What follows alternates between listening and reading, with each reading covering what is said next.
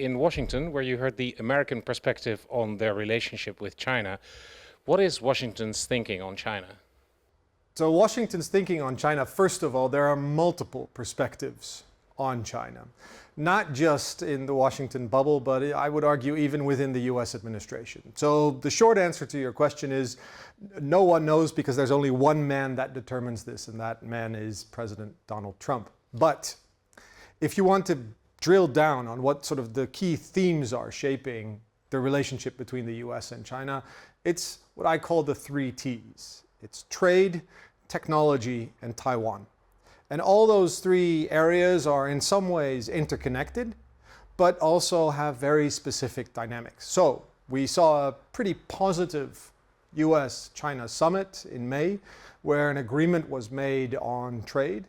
But on technology, the competition is really heating up. In fact, you can say that Washington is taking a very assertive or even aggressive approach in terms of trying to shield off technology, high-end technology, particularly also that related to AI, to avoid either China from getting access to US technology or to delay China's own indigenous development. So there, the competition is really intense. And then the 3rd T, Taiwan, this is the one which is most uncertain, because we don't really know what the concrete position of the US administration is on Taiwan. It's enveloped in a degree of ambiguity. And even from the US-China summit, it's very difficult to read the tea leaves what Donald Trump really thinks about Taiwan and Taiwan's sovereignty. We're all expecting a certain telephone call to take place between the leaders of Taiwan and the United States, but that hasn't happened yet. And so this relationship between the US and China, of course, is absolutely critical to global stability and global prosperity. But on these 3 issues, the dynamics are very different. So, and if you look at the summit between Xi Jinping and Trump, there will be at least 1 more, possibly 3 more. How would you, what kind of role would you give that? Well, how would you characterize the relationship coming from that? So Donald Trump likes strong men, and he really respects Xi Jinping. You could argue that among all the other leaders, he is the one that Trump feels most affinity with and also looks up to.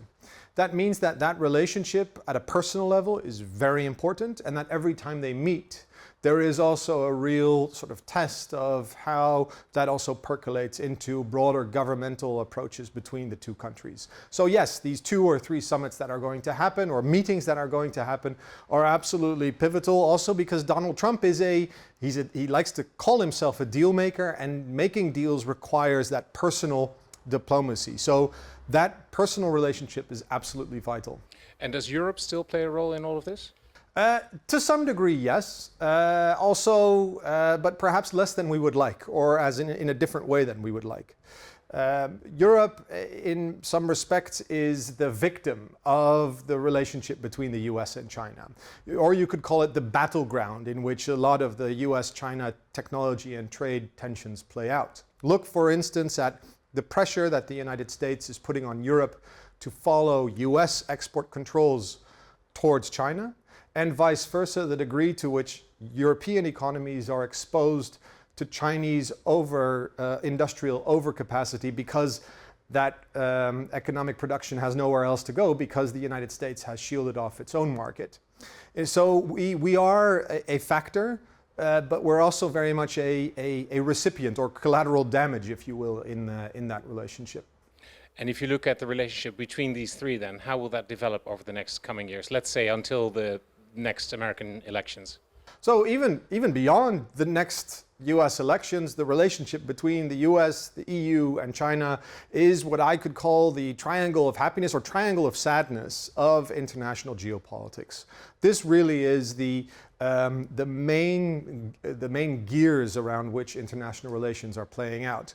And I think in the coming 2 years, you will find that the EU will struggle to develop a voice of its own, as it's on the one hand pulled closer to Washington, but against its own desires, because the EU actually wants to become more independent from Washington.